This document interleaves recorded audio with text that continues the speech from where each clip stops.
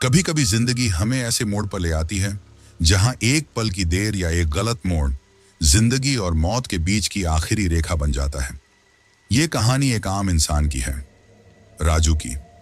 ना कोई तावीज, ना कोई बाबा, ना कोई चमत्कार, बस एक सच्ची, ठंडी और डर से जमी हुई रात।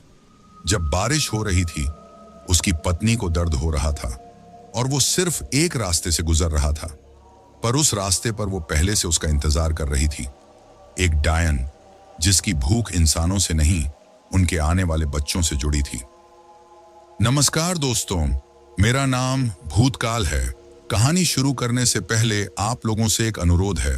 आप लोग वीडियो को पूरा तो देखते हो, लेकिन आप में से किसी भी वीडियो को लाइक और चैनल को सब्सक्राइब नहीं करता, तो प्लीज आप हमारी वीडियो को लाइक और चैनल को सब्सक्राइब जरूर कर लेना।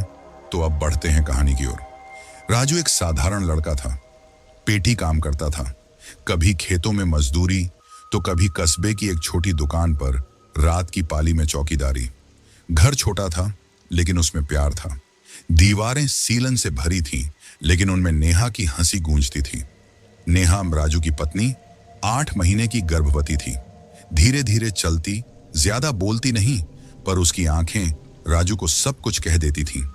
उनका घर गांव के किनारे था, जहां बिजली अक्सर जाया करती और मोबाइल नेटवर्क सिर्फ नाम का था, लेकिन दोनों खुश थे। पर उस रात सब कुछ बदल गया। राजू, नेहा की धीमी कांपती आवाज ने राजू को झकझोर दिया। वो रात करीब 9:45 की थी। बाहर मूसलाधार बारिश हो रही थी, बिजली कड़कती थी और हवाएं मानो कुछ कह रही हों। राजू उठा और दौड़कर नेहा के पास गया। क्या हुआ नेहा? दर्द? पेट में बहुत तेज दर्द हो रहा है राजू। राजू घबरा गया। डॉक्टर ने पहले ही कहा था कि गर्भ थोड़ा नीचे खिसक रहा है और समय से पहले डिलीवरी हो सकती है। उसने बिना सोचे समझे नेहा के पैर में चप्पल डाली, खुद छाता उठाया और कंधे से थैला लटकाया, जिसमें कुछ पैसे, मोबाइल जो सिग्नल नहीं पकड़ता था, और पानी की बोतल थी। उसके मन में एक ही बात चल रही थी, हॉस्पिटल तक पहुंचा दूं बस। भगवान मेरी बीवी और बच्चे को बचा ले। गांव से हॉस्पिटल की दूरी ज्यादा नहीं थी, बस करीब 3 किलोमीटर, लेकिन रास्ता था खेतों के बीच से जाता हुआ, कच्चा, कीचड़ से भरा, और उस रात तो और भी सुनसान। कोई गाड़ी नहीं चल रही थी। बारिश में ऑटो वालों ने जवाब दे दिया था। राजू ने नेहा को सहारा देकर चलना शुरू किया। दोनों पूरी तरह भीग रहे थे। बीच बीच में नेहा कराहती तो राजू का दिल कांप जाता। थोड़ा और नेहा, बस जरा और चलना है। लेकिन जैसे जैसे वे मोड़ों पर पहुंचते गए, रास्ता अजीब होता गया। पेड़ ज्यादा झुके हुए लगे, बारिश की बूंदें अब कानों में कानाफूसी सी करती थीं, और हवा से जैसे कोई अजीब सी गंध आ रही थी, सड़ी हुई मांस की। जब वे पीपल का मोड़ पार कर रहे थे, तभी कुछ दिखा। सड़क के किनारे एक औरत खड़ी थी, भीगती हुई, सर झुका हुआ। बाल उसके चेहरे पर चिपके हुए थे और उसकी साड़ी गहरी गुलाबी थी, लेकिन जैसे किसी ने उस पर मिट्टी और खून के छींटे डाले हों। राजू रुका। नेहा भी कांप गई। राजू, कोई औरत है? राजू ने डर के बावजूद आवाज दी। बहन जी, हॉस्पिटल का रास्ता यही है ना? औरत ने धीरे से सिर उठाया। उसकी आंखें सफेद, पूरी सफेद, बिना पुतली के। चेहरा ऐसा जैसे सूजा हुआ हो और गालों में जगह जगह फटी खाल। राजू पीछे हटने ही वाला था कि वो औरत एकदम रास्ते के बीच में आ गई। बारिश अब तूफान बन गई थी। नेहा की चीखें और तेज हो गई थी। राजू को कुछ समझ नहीं आया। वह डायन को नजरअंदाज कर नेहा को उठाकर भागने लगा, लेकिन रास्ता बदल गया था। अब वो रास्ता वो नहीं था जिससे वो गांव से हॉस्पिटल की ओर चला था। अब दाईं ओर एक जला हुआ पीपल का पेड़ था, बाईं ओर टूटी हुई चूड़ियों का ढेर, और बीच में एक टूटा हुआ श्मशान। राजू रुका।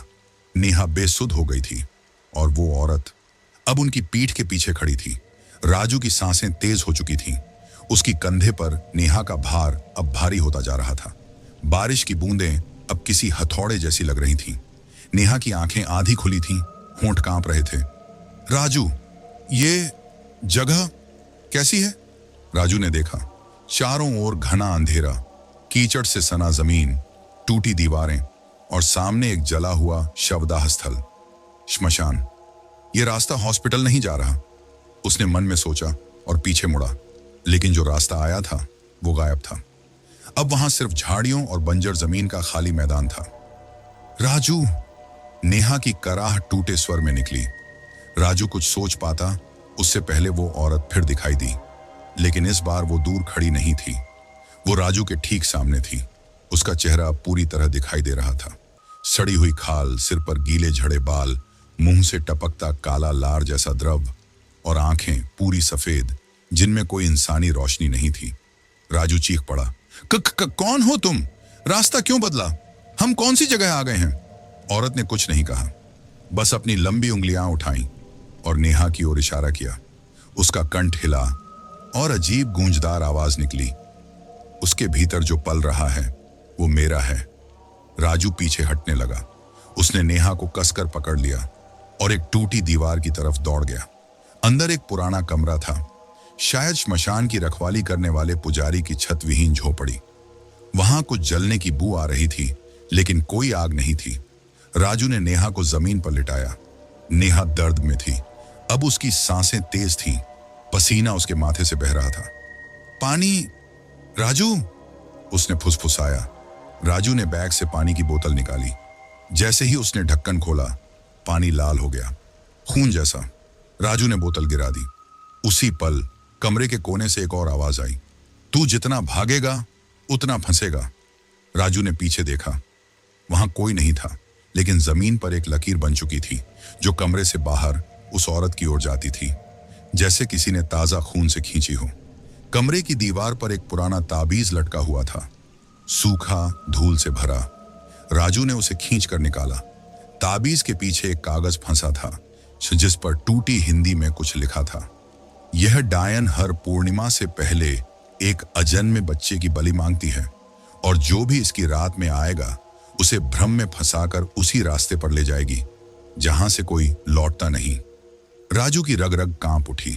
आज पूर्णिमा थी और नेहा 8 महीने की गर्भवती, और अब वो दोनों उसी जगह फंसे थे। नेहा अब बेसुध हो चुकी थी। उसकी सांसें अनियमित थीं। राजू उसके पास बैठा, उसे जोर से पकड़ा और रो पड़ा, भगवान, मेरा बच्चा, मेरी नेहा, इन दोनों को बचा ले। और तभी दरवाजा जोर से खुद ब खुद बंद हो गया। कमरे की हवा ठंडी हो गई, जैसे कोई मौत की आहट आ रही हो, और सामने मौज दीवार पर उस डायन का परछाई उभरी जो धीरे धीरे नेहा के ऊपर झुकने लगी। राजू कमरे में अकेला था। नेहा होश में नहीं थी। बाहर उस डायन की परछाई अब दीवार पर चक्कर काट रही थी और उसकी सरसराती आवाज पूरे कमरे में गूंज रही थी।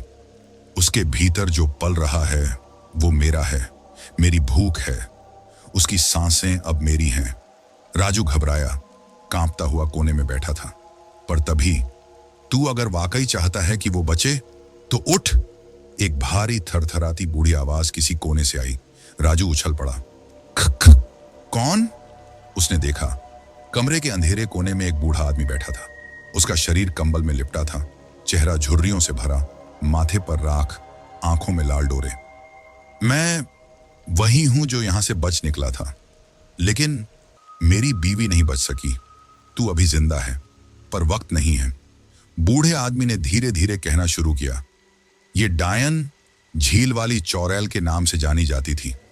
बरसों पहले ये उसी गांव की औरत थी जिससे उसके अपने ही परिवार ने पेट में बच्चा पलते वक्त जिंदा जला दिया था, क्योंकि बच्चा नाजायज था।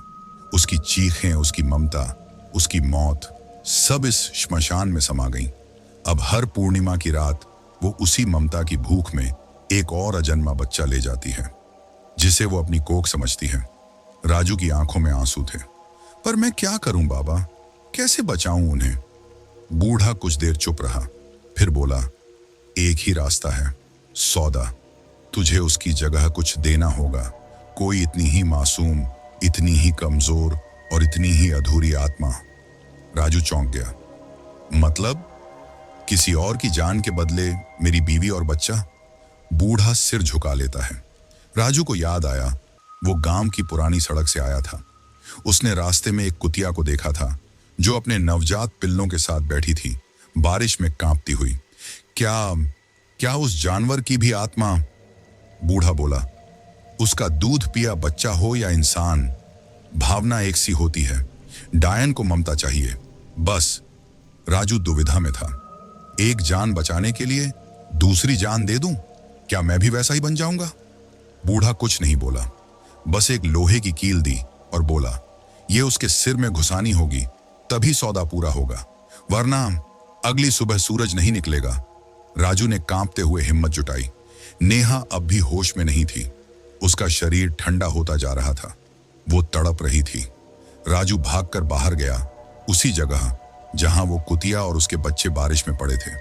कुतिया कांप रही थी और उसका एक बच्चा मर चुका था। राजू ने कील निकाली, हाथ कांपने लगे। माफ करना, उसने फुसफुसाया और उस मृत बच्चे की आंखें बंद करके उसकी आत्मा को पुकारा। राजू वापस दौड़ा। कमरे में डायन की परछाई और भी बड़ी हो चुकी थी। अब वो नेहा की छाती तक पहुंच चुकी थी। राजू ने वो मृत पिल्ला और कील दोनों सामने फेंके। ले जा इसे, ले जा इस मासूम को, छोड़ दे मेरी नेहा को, मेरे बच्चे को। कुछ क्षण के लिए सन्नाटा, फिर एक चीख इतनी भयानक कि छत से चमगादड़ गिर पड़े। डायन की परछाई झपक कर पीछे हट गई। नेहा की सांसें सामान्य होने लगी, उसकी आंखें खुली। राजू, राजू ने उसे गले से लगा लिया। बारिश थम गई थी। सुबह के 4 बजे थे। बारिश अब थम चुकी थी। बादलों के पीछे से हल्की सी सफेदी झांकने लगी थी। राजू ने नेहा को उठाकर पास के कंधे पर लिटाया। बूढ़ा अब वहां नहीं था। ना वो कमरा, ना वो दीवार, सब जैसे भाप बनकर उड़ गया। वो रास्ता जो पहले गायब हो गया था अब साफ दिखने लगा। कंकरीले खेत, पगडंडी, पीपल का मोड़, सब वापस अपनी जगह पर, जैसे कुछ हुआ ही ना हो। राजू ने बिना समय गंवाए नेहा को लेकर अस्पताल की ओर दौड़ लगा दी। गांव के प्राथमिक स्वास्थ्य केंद्र में पहुंचते ही नर्सें दौड़ पड़ी। इतनी हालत खराब में क्यों लाए? इतना लेट क्यों हुआ? राजू ने कुछ नहीं कहा, बस हाथ जोड़कर बोला, प्लीज मेरी बीवी और बच्चे को बचा लीजिए। डॉक्टर आया और डिलीवरी शुरू हुई। नेहा बार बार राजू का हाथ पकड़ती और कहती, राजू अंदर कुछ हरकत नहीं कर रहा, कुछ तो गलत है। डॉक्टर का चेहरा भी गंभीर हो गया था। कुछ मिनटों बाद एक तेज चीख गूंजी। बच्चा जन्म ले चुका था, लेकिन रोया नहीं। राजू की आंखें नम थीं। वो दरवाजे के बाहर बैठा हाथ जोड़े प्रार्थना कर रहा था। कुछ देर बाद डॉक्टर बाहर आया, चेहरा सफेद, आंखों में अजीब सी घबराहट। बच्चा जिंदा है, पर कुछ अलग है। राजू भागकर अंदर गया। नेहा जिंदा थी, थकी हुई मगर होश में। उसके पास ही रखा था एक बच्चा, लेकिन वो बच्चा ना हंस रहा था ना रो रहा था। उसकी आंखें अजीब थीं, पूरी तरह काली, कोई पुतली नहीं, कोई सफेदी नहीं, और उसके गले में एक लाल धागा बंधा था जिसमें एक टूटा हुआ ताबीज लटक रहा था। वही ताबीज जो राजू ने उस रात दीवार से निकाला था। राजू की रूह कांप गई। उस रात जब राजू ने उस मरे हुए पिल्ले की आत्मा की बलि चढ़ाई, डायन ने बच्चा छोड़ तो दिया, लेकिन डायन को मां बनना था, और अब वो किसी और की नहीं, इसी बच्चे की आत्मा में समा गई थी। राजू अब समझ चुका था। उसने भले ही अपनी बीवी को बचा लिया हो, पर अब उसका बच्चा अकेला नहीं था। राजू और नेहा कुछ ही दिनों में घर लौट आए। गांव वाले बच्चे को देख चुप हो जाते। कुछ बच्चे उसे देखकर रोने लगते, कुछ कुत्ते दूर से भौंकते रहते। राजू ने कई बार महसूस किया, बच्चा रात में आंखें खोले उसे घूरता रहता था, कभी मुस्कुराता बिना आवाज के, कभी उसकी नजर अचानक दीवार पर लग जाती जहां कोई नहीं होता। नेहा तो कहती, राजू ये बच्चा मुझे देखकर हमेशा जैसे कुछ कह रहा हो, मैं डरने लगी हूं। एक दिन आधी रात को नेहा की चीख सुनाई दी। राजू दौड़ा। नेहा कमरे के कोने में बैठी कांप रही थी। राजू, राजू, वो हमारी छाती पर बैठा था। राजू ने देखा, बच्चा अपनी जगह पर लेटा था, आंखें बंद, पर उसकी पलकों के नीचे कुछ हिल रहा था। राजू ने उसे उठाया और जैसे ही उसने बच्चे को गोद में लिया, बच्चे की आंखें खुल गईं, पूरी सफेद, बिल्कुल वैसी जैसी उस डायन की थी। नेहा पूरी रात सो नहीं पाई। राजू ने उसे समझाने की कोशिश की, थकान की वजह से ऐसा लग रहा होगा, सब ठीक है। लेकिन नेहा ने साफ कहा, वो बच्चा अब वो नहीं है जो मेरी कोख में था। राजू, मैंने महसूस किया है, उसके अंदर कोई और है। राजू ने बात टाल दी, लेकिन उसके मन में भी एक छवि बार बार घूम रही थी। बच्चे की सफेद आंखें और वो धीमी सी मुस्कुराहट जो किसी बूढ़ी औरत जैसी लगती थी। कुछ ही दिनों में गांव में अजीब घटनाएं शुरू हो गईं। पड़ोस के कुत्ते भौंकते भौंकते अचानक मर गए। एक बच्चा जो राजू के बेटे को देखने आया था, वापस जाकर 3 दिन तक कुछ बोल नहीं पाया। और एक बुजुर्ग औरत ने घर की ओर इशारा कर कहा, इस घर में अब मां नहीं, मरी हुई ममता रहती है। गांव के लोग दूरी बनाने लगे। राजू का काम भी छूट गया। लोग अब उसे डायन का बाप कहकर बुलाने लगे। समय बीतता गया, 3 महीने, 6 महीने, 1 साल, पर बच्चा वैसा ही था। ना हंसता, ना रोता, ना बोलता, ना बड़ा होता, वही छोटा, शांत मगर डरावना।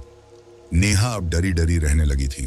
वो अक्सर कमरे में अकेले बैठी रहती और कई बार बुदबुदाती, मेरा बच्चा कहाँ है? ये कौन है मेरे पास? एक रात जब बिजली चली गई और घर में मोमबत्तियां जल रही थीं, तब दरवाजे पर दस्तक हुई। राजू ने दरवाजा खोला। वही बूढ़ा बाबा खड़ा था जो उस रात श्मशान में मिला था।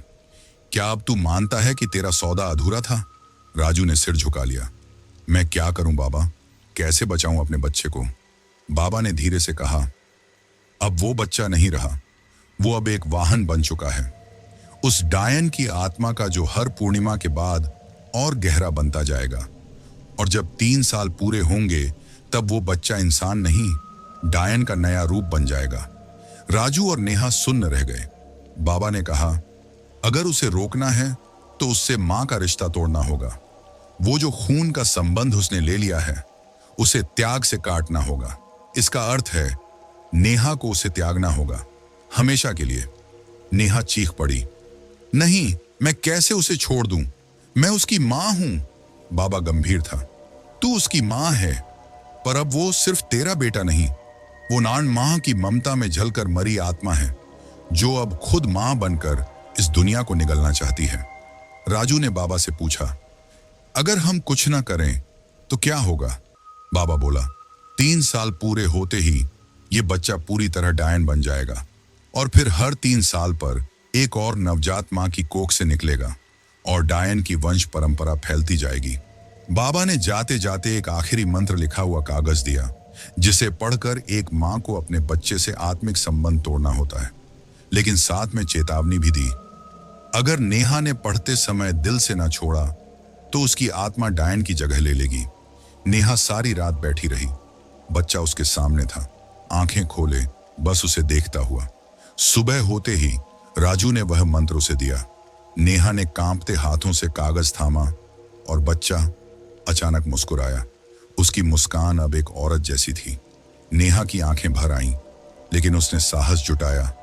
उसने मंत्र पढ़ना शुरू किया। आखिरी पंक्ति तक पहुंचते पहुंचते कमरे में तूफान जैसी हवा चलने लगी। बच्चा जोर से चिल्लाया, मां, मत कर, मैं वापस आ जाऊंगा। नेहा की आवाज कांपने लगी, लेकिन उसने पढ़ा अंतिम शब्द। सन्नाटा। बच्चा अचानक बेहोश होकर जमीन पर गिर पड़ा। राजू दौड़ा। बच्चा अब शांत था। सामान्य सामान्य आंखें, सामान्य सांसें, एक आम नवजात की तरह। राजू ने नेहा की ओर देखा। नेहा मुस्कुरा रही थी, लेकिन उसकी आंखें अब पूरी सफेद थीं। राजू ने जैसे ही देखा कि नेहा की आंखें अब सफेद हो चुकी हैं, उसके पैरों तले जमीन खिसक गई। वो बोला, नेहा, नेहा, सुनो, तुम ठीक हो ना? नेहा मुस्कुराई, एक अजीब ठंडी मुस्कान। उसने धीमे से कहा, मैं तो ठीक हूं, पर अब तुम ठीक नहीं रहोगे। राजू पीछे हट गया। बच्चा उसकी गोद में था, अब शांत, मासूम, पर सामने नेहा नहीं, वो डायन खड़ी थी, उसी शरीर में। बाबा की बात याद आई। अगर मंत्र पढ़ते वक्त नेहा का त्याग अधूरा रहा तो डायन उसी की आत्मा को निगल लेगी, और ठीक वैसा ही हुआ था। डायन अब नेहा बन चुकी थी और अब उसे बच्चा चाहिए था, मां की तरह पालने, लेकिन अपने तरीके से। वो बोली, राजू, तुमने मुझे धोखा दिया, मेरे बच्चे को मुझसे छीन लिया। अब मैं उसे खुद पालूंगी, मां बनकर। मगर जैसी मां मैं थी, मरी हुई, जली हुई, भूखी। राजू ने बच्चे को चादर में लपेटा और घर से भागा। बाहर अंधेरा फिर से छा चुका था, बिल्कुल वैसा ही जैसा पहली रात हुआ था। हवा में फिर वही सड़ी मांस की गंध थी। हर गली अजनबी लगने लगी। राजू सड़क पर दौड़ रहा था, बच्चे को सीने से चिपकाए, और पीछे से नेहा, या कहो डायन, धीरे धीरे चलते हुए कह रही थी, रुक जा, मां को उसके बच्चे से अलग नहीं किया जाता। राजू को याद आया, गांव के बाहर एक पुराना शिव मंदिर है, जहां लोग अपने मरे हुए परिजनों की आत्मा की शांति के लिए दीप जलाते थे। वो दौड़ता हुआ वहां पहुंचा। पुजारी वहीं था, बूढ़ा मगर जागता हुआ। राजू ने पूरा हाल सुनाया। पुजारी ने अंदर से भस्म, गंगा जल और एक ताम्रपट का बना रक्षा चक्र लाकर दिया। इसे बच्चे के चारों ओर खींच दो। जब तक ये चक्र है, डायन उसकी आत्मा को छू नहीं सकती। राजू ने वैसे ही किया। बच्चा अब चुपचाप उस घेरे में बैठा था, शांति से। तभी मंदिर के दरवाजे खुले। नेहा या डायन अंदर आई। अब उसका चेहरा विकृत हो चुका था, बिना भौहों का चेहरा, जले हुए गाल और आंखों से लगातार बहता काला लार। उसने कहा, मेरा बच्चा मुझे लौटा दो, नहीं तो इस मंदिर को भी खून से रंग दूंगी। पुजारी ने मंत्र पढ़ना शुरू किया। डायन चिल्लाई, मां की ममता को छीनने की सजा जानते हो? राजू ने साहस जुटाया। उसने पहली बार नेहा की ओर नहीं, उस डायन की ओर देखा, जैसा वो असल में थी। तेरे साथ जो हुआ गलत था, पर तू अब किसी और मां को वही पीड़ा दे रही है। ममता मांगती है तो ममता को समझ भी। और उसने गंगा जल से भरी कटोरी डायन के चेहरे पर फेंकी। डायन चीखी। पूरे मंदिर में आग की लपटें उठी। फर्श फट गया और धीरे धीरे वो जमीन में समा गई। राजू बेहोश हो गया। सुबह जब आंख खुली, नेहा कहीं नहीं थी। बच्चा वहीं था, हंसता हुआ। 3 साल गुजर चुके थे। राजू अब बहुत शांत और थका हुआ दिखने लगा था। नेहा की मौत के बाद उसने खुद को बच्चे की परवरिश में झोंक दिया। बच्चे का नाम रखा गया था आरव। नाम तो इंसानी रखा गया था, लेकिन हर बीतते दिन के साथ राजू को लगता उसमें कुछ तो अलग है। आरव 3 साल का हो चुका था, लेकिन अब तक कभी जोर से नहीं रोया, न कभी जोर से हंसा, न खिलखिलाया। लेकिन एक अजीब बात थी, वो खुद से बड़बड़ाता था, किसी और भाषा में। राजू अक्सर देखता, आरव रात के 3 बजे उठकर दीवार की ओर मुंह करके बैठ जाता। जमीन पर कभी कभी काले निशान खुद से बन जाते, गोल गोल, जैसे किसी ने उंगलियों से बनाए हों। गांव के बच्चे उसके पास आने से डरते, और सबसे अजीब, उसकी परछाई कभी कभी उससे अलग चलती थी। राजू का दिल अब डर से भरा हुआ था, पर पिता का प्यार उसे रोकता रहा। एक दिन सुबह सुबह राजू ने उसे जमीन पर कुछ उकेरते हुए देखा। आरव, ये क्या कर रहा है बेटा? राजू ने प्यार से पूछा। आरव ने गर्दन उठाई और पहली बार बोला, वो मेरी मां थी, तुमने उसे जला दिया। राजू सुन्न रह गया। क्या कहा तूने? आरव ने फिर कहा, मां तो मरी नहीं थी, वो बस अंदर आ गई थी, अब वो फिर आएगी।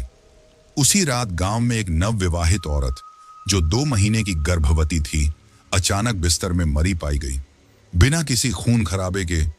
पर उसकी आंखें सफेद थीं, और उसके बगल में जमीन पर वही गोल काले निशान थे जो राजू ने आरव के कमरे में देखे थे। गांव में फिर खौफ फैल गया। ये बच्चा शैतान है, इसमें किसी आत्मा ने घर किया है, डायन वापस आ गई है। राजू फिर दौड़ा गांव के मंदिर में। वही बूढ़ा पुजारी अब भी था, बहुत कमजोर, बहुत वृद्ध, लेकिन होश में। राजू ने सारा हाल सुनाया। पुजारी कुछ देर चुप रहा, फिर बोला, मैंने तुझसे कहा था, डायन मिटती नहीं, वो सिर्फ नया शरीर लेती है। जब तूने उसकी आत्मा को बांधा था, तूने उसकी मां बनने की लालसा नहीं तोड़ी। अब वो तेरे ही बेटे के भीतर पल रही है, और अब जब वो 3 साल का हो चुका है, वो खुद एक वाहक नहीं, बल्कि नया जन्मदाता बनने को तैयार है। राजू घर लौटा। आरव कमरे में अकेला था, पर कमरे की दीवार पर खून से लिखा था, अब मैं पूरी हुई हूं। राजू ने देखा, आरव की पीठ पर स्त्री जैसी लकीरें उभरी हुई थीं, और उसकी आंखें सफेद, उसकी आवाज गहरी, डरावनी। अब मैं मां बनूंगी, और मेरी कोख से जन्म लेंगे वो सारे जो मुझसे छीन लिए गए थे। आरव को खत्म कर दे, ताकि डायन की आत्मा मिट जाए। पर वो उसका बेटा था, या फिर उसे बांधकर जिंदा रखे हमेशा के लिए, ताकि वो कभी बाहर ना निकल सके। राजू ने फैसला किया, वो अपनी जान की कीमत पर भी आरव को किसी और का न बनने देगा। राजू ने मंदिर से लौटते ही घर की हर खिड़की, हर दरवाजा बंद कर दिया। गांव वाले अब उसके घर की तरफ देखना भी छोड़ चुके थे। उसने आरव के कमरे में जाकर देखा। आरव अब सो रहा था, पर उसका शरीर जमीन से 1 इंच ऊपर तैर रहा था। उसके चारों ओर हवा सर्द थी और एक अजीब धड़कन पूरे कमरे में गूंज रही थी, जैसे कोई गर्भ में पल रहा हो, लेकिन इंसान नहीं। राजू ने एक आखिरी बार अपनी बीवी नेहा की तस्वीर देखी। आंखों में आंसू थे और मन में सिर्फ एक सोच, अगर मैं अब भी कुछ नहीं कर पाया तो ये डायन सैकड़ों आरव पैदा करेगी, हर मां की कोख को श्मशान बना देगी। राजू बाबा द्वारा दिए गए पंच प्राण समर्पण यंत्र को निकाला। उसमें 5 तत्वों का समावेश था। मिट्टी, मृत शरीर की याद जल, जन्म का प्रतीक अग्नि की राख, मृत्यु का चिन्ह वायु से लिपटी राख की डोरी, आत्मा की बांध और स्वयं की रक्त की बूंदें, बलिदान की मुहर। इन 5 को एक गोले में रखकर उसे बच्चे के चारों ओर घेरा बनाना था और फिर अपने प्राणों का अंश देकर उस आत्मा को हमेशा के लिए बांध देना था। जैसे ही राजू ने यंत्र को पूरा किया, आरव की आंखें खुल गईं। अब वो आरव नहीं था। उसकी आवाज गूंजी, राजू, तू फिर से मुझे मां बनने से रोकना चाहता है?